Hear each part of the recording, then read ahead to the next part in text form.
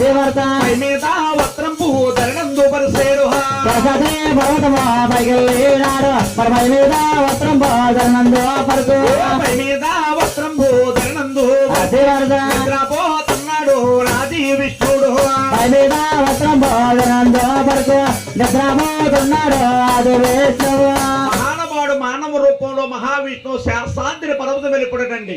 శాస్త్రాద్రి పర్వతాన్ని ఒక పొన్న చెట్టు ఉంటే పొన్న చెట్టు గల మహాగాన నిద్రపోతా ఉన్నాడు భగవంతుడు.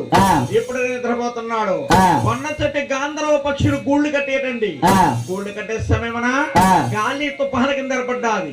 ఆయాకు ఈ ఆకు రాలుతా ఉంది. ఆకు రాజు శత పుట్ట కింద ఎరుదట. పుట్టలల్లా భగవంతుడికి ఊళ్ళల్లా కూర పుట్టలు పోస్తున్నాయి. కూర పుట్టలో కోందరు కొలువు తీరున్నాడు. పుట్టలో ఉండి భగవంతుడు అంటున్నాడట, ఈ పుట్టలో దేవుడా నాయన లక్ష్యమంటున్నాడు. పుట్టల దేవుడా నాయన లక్ష్యమంటున్నాడు. పుట్టలో దేవుడా నాయన లక్ష్యమంటున్నాడు. పుట్టల దేవుడా నాయన లక్ష్యమంటున్నాడు.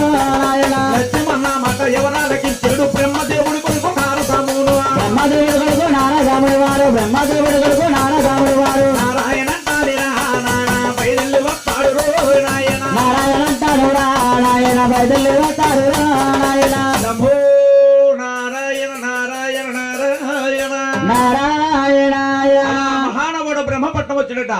బ్రహ్మదేవుడు, ఇంద్రుడు, మునీశ్వరులు, ముక్కోటి మునీశ్వరులు అలా సభ తీర్చి కూర్చున్నారటండి.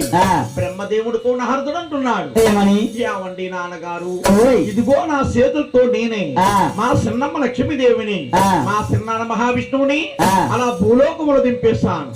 ఎవరో భృగు మహర్షి వచ్చి మా చిన్నాన్న ఒక వస్త్రస్థలం మీద తన్నాడని మా చిన్నమ్మ లక్ష్మీదేవి కోపించి కొల్హాపుర పట్టణం వెళ్ళి తపస్సులు పట్టింది. మా చిన్నాన్న శేషాద్రి పర్వతాన పుట్ల పోలైపోయాడు. ఈ సమయం అందును మీరు వెళితేనే మా చిన్నాన్న మనకు దక్కుతాడు, లేకపోతే దక్కడండి.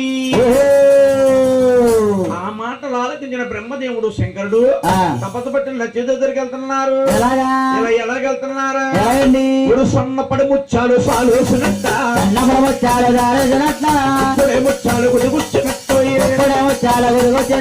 సన్నపడి ముచ్చాలు సాలోసినట్ట గొప్పడే ముచ్చాలు గుడిగుచ్చినట్ట సన్నపడి ముచ్చాలు సాలోసినట్ట గొప్పడే ముచ్చాలు గుడిగుచ్చినట్ట గురుదేవతలు బయలుదేరు గురుదేవతలు బయలుదేరు లక్ష్మి ఆదిలక్ష్మి అన్నావు నీవే వీరొక మాట ఈ సమయం ముందు వెళ్ళకపోతే ఈ సమయం ముందు వెళ్ళకపోతే నీ భర్త నీకు దక్కడవయ్యమ్మా. ఈ సమయమందు వెళ్ళకపోతే నీ భర్త నీకు దక్కడవయ్యమ్మా.